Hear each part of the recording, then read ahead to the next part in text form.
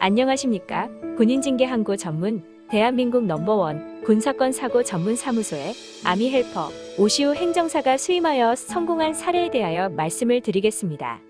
영상을 보시기 전에 구독과 좋아요를 눌러주시면 국군 장병 여러분들의 권리와 명예 회복에 도움을 드릴 수 있으니 구독과 좋아요 부탁드리겠습니다.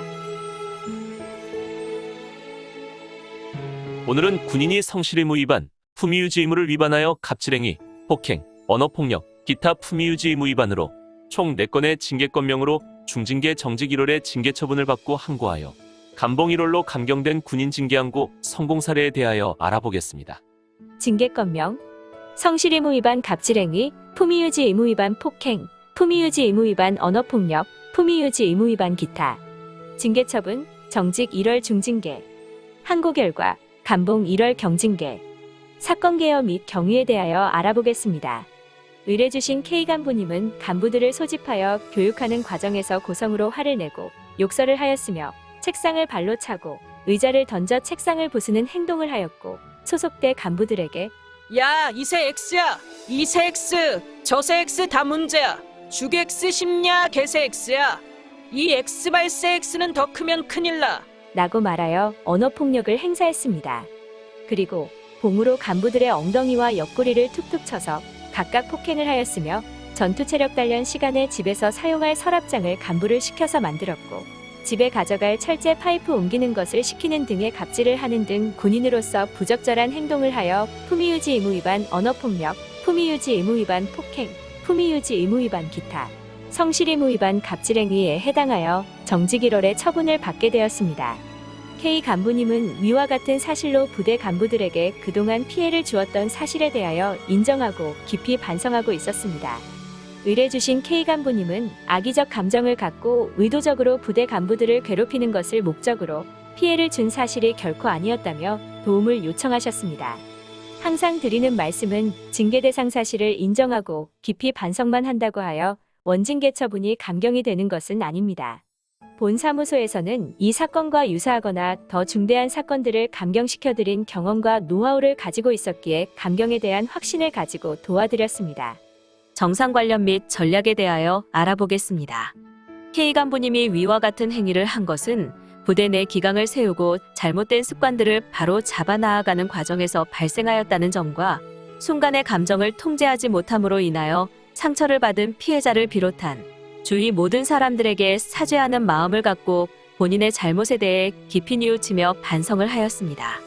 부대 간부들이 잦은 지각으로 인하여 여러 차례 교육하였음에도 불구하고 잘 지켜지지 않은 점과 용어 선택을 잘못 사용하여 피해자들에게 상처를 주어 미안한 마음을 가지고 있었습니다. K 간부님은 임무에 책임감을 갖고 매사에 성실한 자세로 근무를 하였으며 평소 긍정적이고 적극적인 성격과 남다른 열정으로 후배들을 가르치고 이끌어오면서 자신의 업무에 정통한 간부라는 평을 받고 있었습니다. 과거 군 간부로 전역 후 재입대를 선택할 정도로 군에 대한 남다른 애착이 있었고 현 소속 부대로 보직된 이후 부대 전투력 향상과 업무 생활 여건 개선을 위해 부단히 노력하여 왔었던 간부로서 대대장과 중대장이 높이 평가하는 우수한 군인이었습니다. 본사무소에서는 징계 대상 사실에 대하여 각각의 소명 자료를 확보하였고 전략적으로 대응을 하였습니다. 자세한 내용은 개인정보보호 및 본사무소의 노하우 유출을 방지하고자 말씀 못 드리는 점은 양해 부탁드리겠습니다.